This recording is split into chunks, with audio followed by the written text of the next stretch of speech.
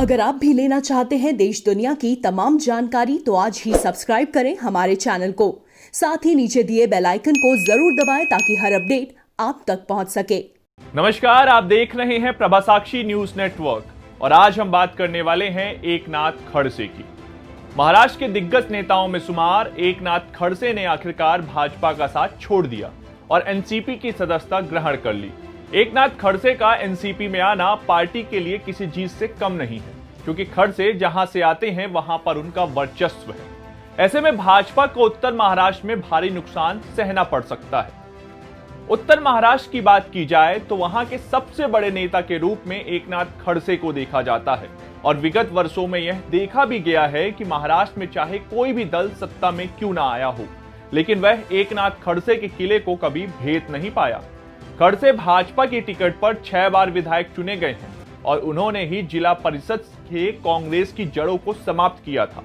हालांकि भाजपा का कहना है कि उन्होंने एक सर्वे कराया है जो बताता है कि एकनाथ खड़से के पार्टी छोड़ने से भाजपा को कोई नुकसान नहीं होगा। एकनाथ खड़से की ताकत को एनसीपी प्रमुख शरद पवार भी जानते हैं, इसीलिए तो जब खड़से एनसीपी की सदस्यता ले रहे थे उस वक्त शरद पवार भी वहां मौजूद थे।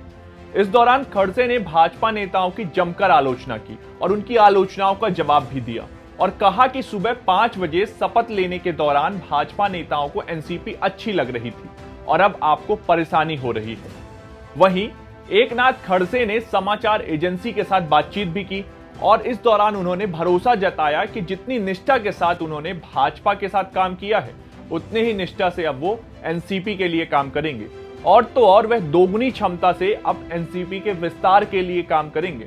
इतना ही नहीं, खड़से ने तो यह भी दावा किया कि कई लोग भाजपा को छोड़ना चाहते हैं, लेकिन उन्हें यह कहकर रोक लिया जाता है कि महाराष्ट्र सरकार गिरने वाली है। हालांकि खड़से ने भाजपा छोड़ने की इच्छा जताने वाले नेताओं के नाम नहीं बताए। आइए सुनिए खड़से ने क्या कुछ कहा। देखिए, जहाँ भी कोई पार्टी में जाते हैं तो प्रायोरिटी एक तो दोनों बातें हैं, यहाँ संगठन है और सरकार है। और संगठन में काम करना है तो संगठन बढ़ाने के लिए कोशिश करेंगे और सरकार का जो है तो विकास के लिए सरकार को उपयोग करने की कोशिश करेंगे।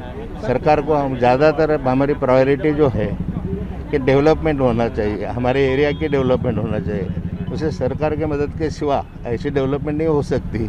देखो, सरकार गिरते गिरते 1 साल हो गया, ऐसा है।